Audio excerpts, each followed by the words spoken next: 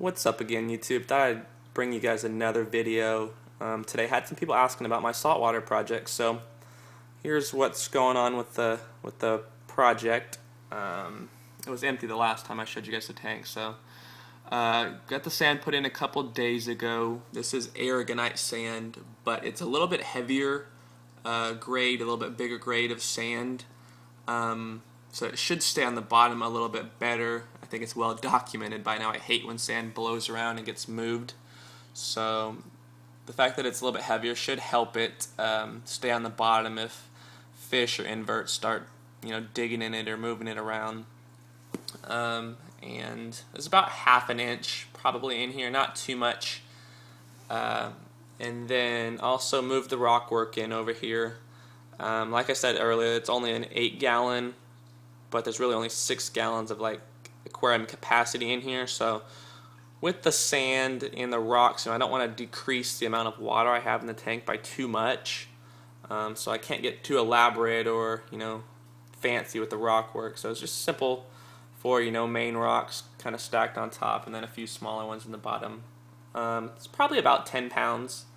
Probably about 10 pounds of rock, so it still should help me establish a pretty decent biological filtration once the rocks, get all filled with nitrifying bacteria. So should be enough, and yeah, it should be fine. I don't know if you guys can see it on top if the camera picks it up, but I am finally starting to get a bit of a brown diatom algae on the rocks highest to the light. And correct me if I'm wrong, but I think from what I've heard, that's actually a natural part of the cycle, and once it gets a little bit further, that just gradually goes away on its own. So I'm not really too worried about it. I am trying to cycle with this new, I don't know if it's new, but some of you might have heard of it. It's called Dr. Tim's One and Only Nitrifying Bacteria. Seen quite a few people that used it and have claimed that it does help speed up the cycle. So it wasn't too expensive, so I thought I'd give it a shot.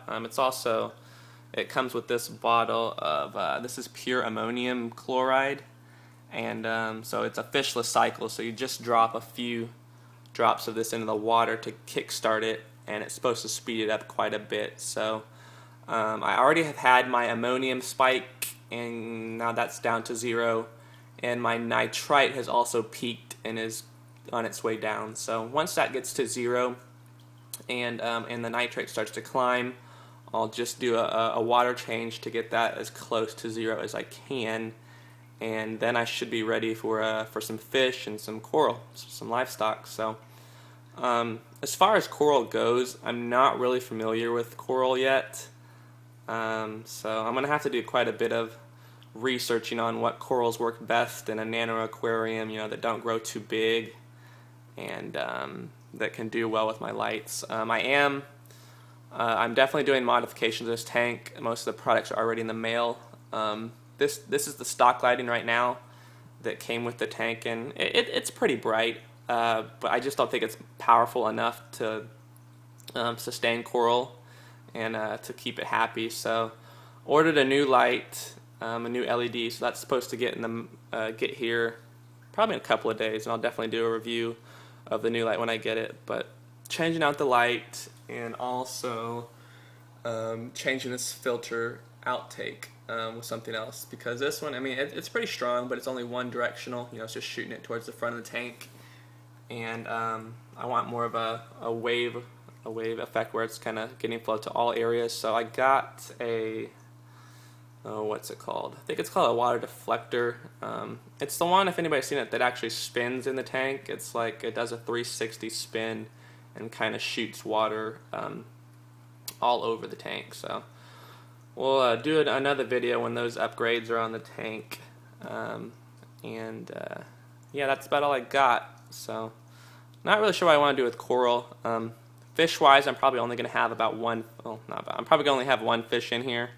Just so it's not really that big at all. I'm leaning towards a purple firefish because I think those are quite pretty, and should do well in a smaller tank. And then I'll have the usual snails and clams and shrimp, all the cool little inverts that I think make marine tanks, you know, really interesting. So I'll show you guys what the lighting looks like. I actually like the light more for it's just solely blue light as opposed to having just the both blue and white on. When it's got just the blue on, I think it actually looks better. So I keep this on at night, and I don't know, I just like the actinic lights by themselves. So the new light I ordered is a lot higher in blue. I think it's 14,000 Kelvin is the color spectrum, so it should be a more blue white light. So anyways, that's about all I got for the person who was asking about the saltwater. I hope you liked the video.